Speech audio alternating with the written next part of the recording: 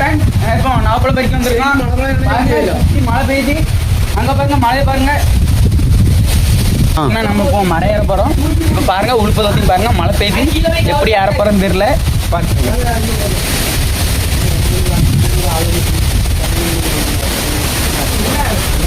கீழே வாழ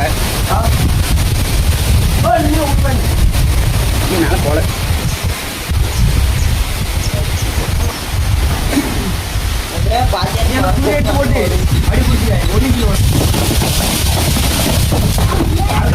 உழுப்பு